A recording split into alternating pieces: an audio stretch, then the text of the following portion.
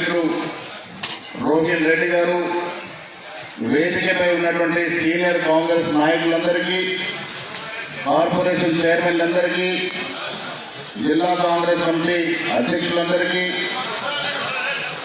యువజన కాంగ్రెస్ ఎన్ఎస్ఏ సేవాదళ్ అధ్యక్షులందరికీ, మాజీ మంత్రివర్యులకి, కార్యకర్తలందరికీ, మా బీసీ ఎస్సీ ఎస్టీ మైనారిటీ బిడ్డలందరికీ నమస్కారాలు.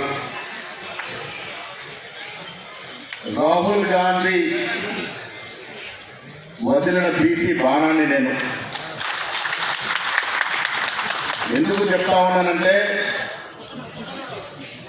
ఉత్తర భారతదేశంలో ఉన్నటువంటి అగ్రవర్ణాలకి ధీటుగా కుల గణన జరగాలని, ఈ దేశంలో ఉన్నటువంటి ఎస్సీ ఎస్టీ బీసీ మైనారిటీకి న్యాయం జరగాలని ఒక అకుంఠిత దీక్షతో ఆనాడు భారత్ జోడో యాత్ర నుంచి ఈనాటి వరకు ఏలెత్తి చాటుతున్నటువంటి మహానుభావుడు.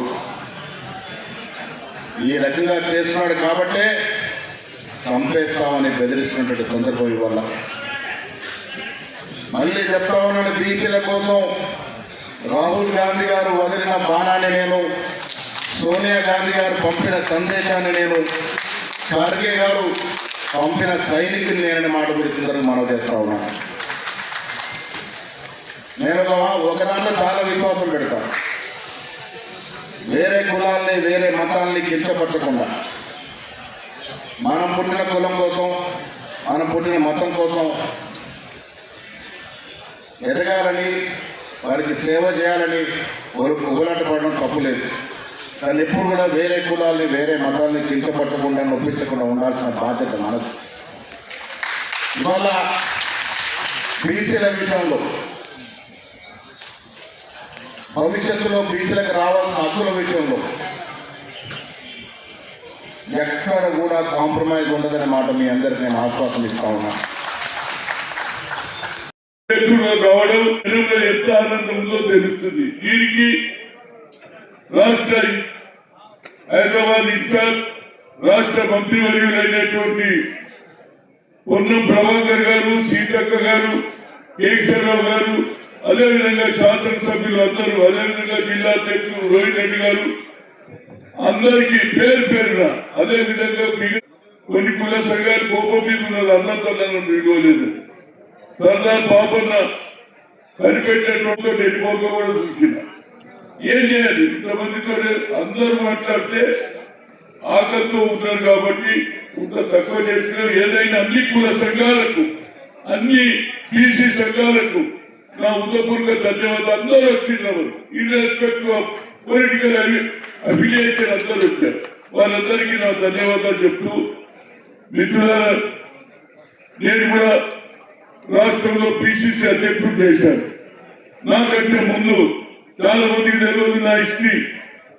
అది ముఖ్యంగా మా పొన్నం ప్రభాకర్, మహేష్ కుమార్ గౌడ్, కేశవరావు లాంటి వారికి తెలుసు. నేను ఆనాడు కేవలం నేను బీసీలే కాదు, అగ్ర కులాలు ఉన్న వాళ్ళని కూడా చేశా.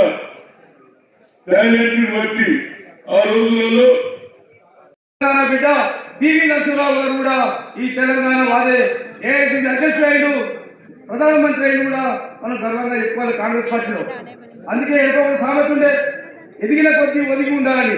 అందుకే మహేష్ కుమార్ గౌడ్ గారు కూడా రేపు ప్రభుత్వ పదవుల్లో కానీ పార్టీ పదవుల్లో బీసీ వర్గాలకు అధిక ప్రాధాన్యత ఇచ్చి, మొన్న శాసనసభ ఎన్నికల్లో మన బాలుపట్ల ప్రధాని ఒకటి మాట్లాడడం జరిగింది బీసీల గురించి. కామారెడ్డి డిక్లరేషన్, బీసీలకు 42%, కామారెడ్డి డిక్లరేషన్ కు పిసిసి అధ్యక్షుడిగా మీరు తెలంగాణ ముఖ్యమంత్రి గారికి ఒప్పించి బీసీలకు 42% రిజర్వేషన్ కల్పించే విధంగా మీరు కృషి చేయాలని కోరుతూ ఈ అవకాశం ఇచ్చిన పెద్దలు గౌరవ హనుమంతరావు గారికి ప్రత్యేక ధన్యవాదాలు ముగిస్తున్నా. జై బీసీ. పెద్దలు సభాధ్యక్షులు, మాజీ పిసిసి అధ్యక్షులు, మాజీ రాజ్యసభ సభ్యులు హనుమంతన్న గారికి, అదేవిధంగా నూతన పిసిసి అధ్యక్షులు, నేను ఎప్పుడో మహేష్ నన్ను అనాలనుకుంటుండే. మేమందరం ప్యారిస్ పోయినప్పుడు అలా నేను అధ్యక్ష ఎప్పుడన్నా నానంటుండే. మహేష్ ఫస్ట్ ఫోన్ చేసి అదే చేసినాం. నూతన పిసిసి అధ్యక్షులు మహేష్ కుమార్ గౌడ్ గారికి, అదేవిధంగా మాజీ పిసిసి అధ్యక్షులు కేశవరావు గారికి, శాసనసభ్యులు ప్రభుత్వ విప్ ఆది శ్రీనివాస్ గారికి, అదేవిధంగా శాసనసభ్యులు శంకర్ గారికి, అదేవిధంగా రాజ్ ఠాకూర్ గారికి, అదేవిధంగా వినోద్ గారికి, చైర్మన్ కోదన్ రెడ్డి గారికి, జిల్లా అధ్యక్షులు రోహిత్ రెడ్డి గారికి, అదేవిధంగా సాయి గారికి, కార్పొరేషన్ చైర్మన్, వేదిక మీద ఉన్నటువంటి అత్యంత మహారాజులందరికీ, వేదిక మీద ఉన్నటువంటి ముఖ్య నాయకులందరికీ పేరు పేరున ప్రత్యేక నమస్కారం. మహేష్ అన్న విషయంలో అందరూ చెప్తా ఉన్నారు. మహేష్ అన్న బీసీతో పాటు